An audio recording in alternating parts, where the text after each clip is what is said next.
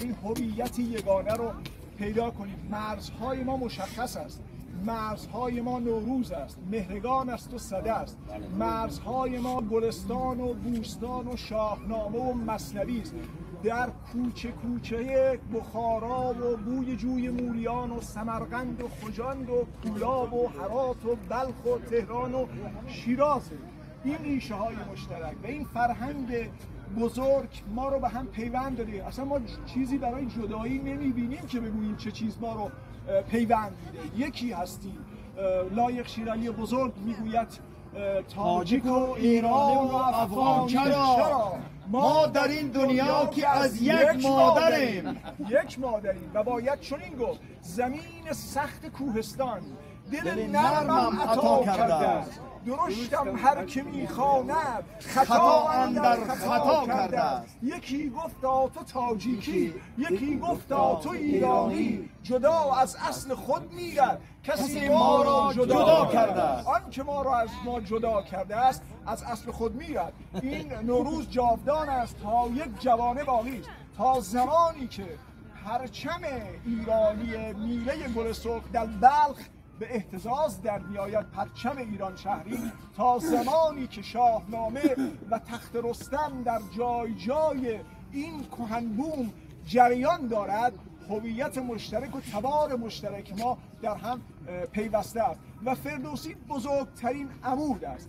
بزرگترین محور پیوند است برای ما، چرا که او بود هویت ما رو با تمام وجود و زبان پارسی رو نگهداری کرد. زبان تاجیک، من میگم هیچ تفاوتی نداره. تاجیک همون فارس و همون ایرانی است و ایرانی همان تاجیک است. زبان پارسی و تاجیک ما را او بود که بر بلندانشان و ماندگاری و پاسبانی کرد. و باید بگوییم برافراز سر ای ابر مرد توس، جهانی تو را آمده پایبوس. بگو ای سرافراز نیکو نژاد، چو ایران نباشد تن من مباد. تو ای مهر تابنده سرمدی، گرامی ترین گوهر ایزدی. ز جا خیز و عزمی دگرباره کن، غم کار ما خفتگان چاره کن.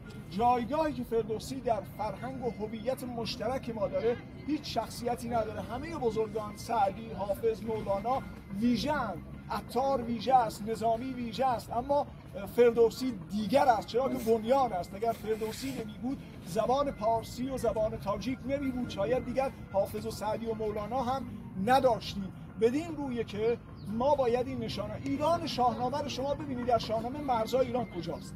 کولاب، پنجشیر، خجند، سمرقند، بخارای، اونجا ما میفهمیم. ما مرزهامون رو در ایران شاهنامه رو در مرزهای جغرافیای فرهنگی میبینیم و میسنجیم. و به همین خاطر از گفته نجیب بارور شاعر همگرای بزرگ من میگویم که از خراسانم اصیلاً تاجیکستانی استم، شهروند مشهد و شیراز ایرانی استم. رستم و سهراب و فردوسی منم، کاخ بلند رودکیم، جامیم اشعار خاقانی استم. خانه ام تقسیم در جغرافیای پارسی است، کابل و کولاب و تهرانم خراسانی استم.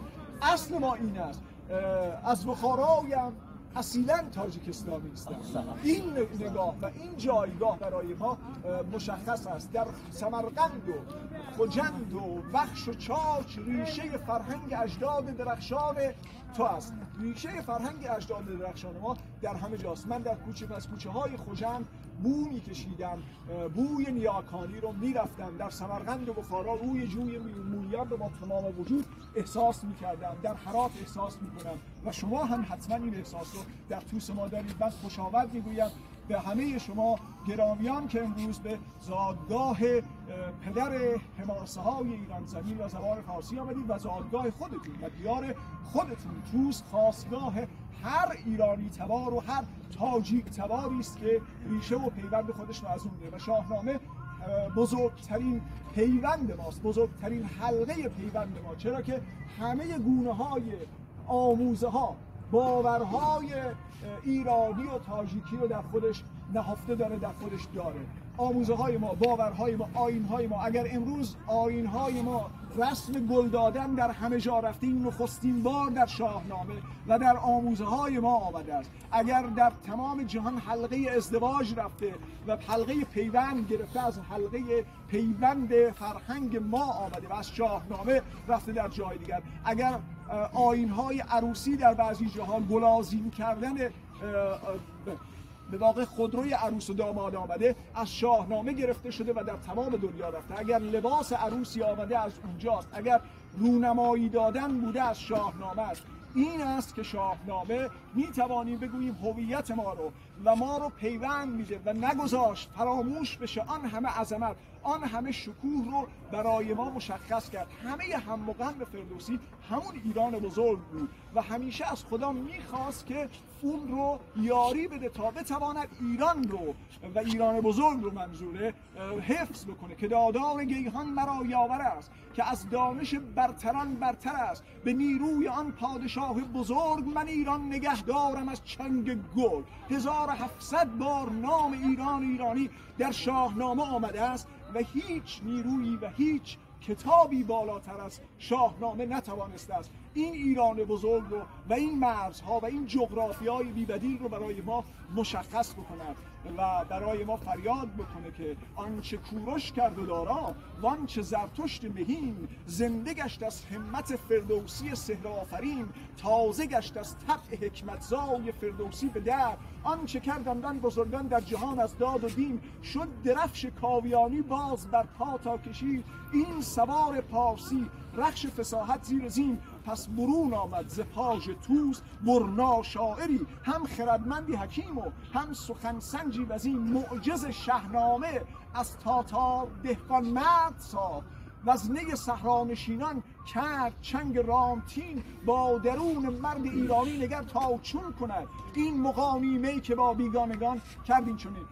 درسته که شاهنامه کتابی است که هویت تبار ما رو نگه داشته، اما بزرگتر از اون یک حماسه جهانی است. هیچ حماسه‌ای به اندازه شاهنامه، هیچ حماسه‌ای، نه ایلیاد، نه بهاواراتان، نه لیان شامپو، به اندازه شاهنامه گنجینه‌های اخلاق نبوده، گنجینه مهر و صلح نبوده، حماسه صلح بوده است. ببینید این سخن حکیم رو که در اون زمان فریاد میزنه: مرا آشتی بهتر آید که جنگ، نباید گرفتن بدین کارتن. جایی دیگه میگه هم از آشتی کام مردم رواست، که نابود باد هر که او جنگ خواست. مسازید جنگ و مریزید خون، نباشید کس را به بد رهنمون. وگر جنگ جوید کسی با سپاه، دل کینه‌دارش نیاید برا. ز خون ریختن سر بباید کشید، سر بیگناهان نباید برید. نه مردی بود چی را شوفتن، به زیر اندر آورده را کوفتن. مردم داری، صلح، مدارا، مهرورزی برای این پدر بزرگ فرهنگ و تبار ما اصل بوده است. ببینید این اشعار رو که میخونم و پایان میدم سخنان خودم رو، نمیخوام شما رو اینجا خیلی نگه دارم. به اینها دقت کنید که چه جایگاهی برای بانوان مطرح و در نظر بوده و به این ابیات به مردمداری و ابتدا مردمداری رو میخونم، بعد بحث بانوان رو میخونم. مردمداری فردوسی: به گیتی به از مردمی کار نیست، بدین با تو دانش به پیکار نیست. همه مردمی باید راستی، نباید بدادن در اون کاستی. بیازاری و مردمی بهتر است، تو را کردگار جهان یاور است. به جز داد و نیکی مکن در جهان، پناه کهان باش و فر مهان. همان بندگان را مداریم خواه، که هستند هم بنده کردگار. به نزد کهان و به نزد مهان، به آزار موری نیرزد جهان.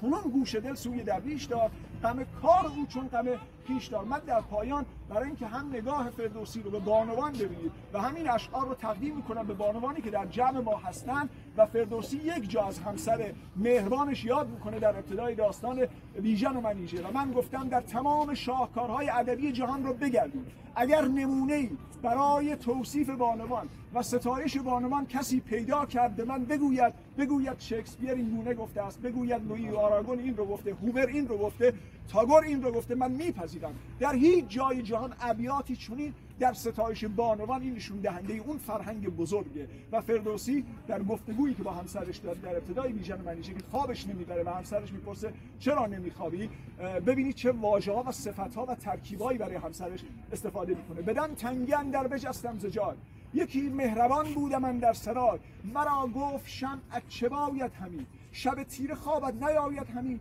بدو گفتم ای بت نیم مرد خواب، بیاور یکی شمع چون آفتاب. برفت آن بت مهربانم ز باغ، بیاورد رخشنده شمع و چراغ. می آورد و نار و ترنج و بهی، ز دوده یکی جام شاهنشهی. گهی می گسارید و گه چنگ ساخت، تو گویی که هارود نیرنگ ساخت. مرا مهربان یار بشنو چه گفت، از آن پس که با جام گشتیم جفت. به پیمای می تا یکی داستان، برت خوانم از گفته باستان. بدان سروبن گفتم ای ماه روی، مرا امشب این داستان بازگوی. مرا گفت از من سخن بشنوی. همسرش به فردوسی میگه نه، من تعیین میکنم تو چه داستانی رو به. مرا گفت از من سخن بشنوی، به شعراری از دفتر پهلوی. بگفتم بیار ای مه خوب چه، بخوان داستان و بیفزای مهر. ز تو طبع من گردد آراسته، ایا مهربان یار پیراسته. این تقدیم بود به بانوان جمع و من دوباره خوش آمد میگم به شما. سپاسگزارم.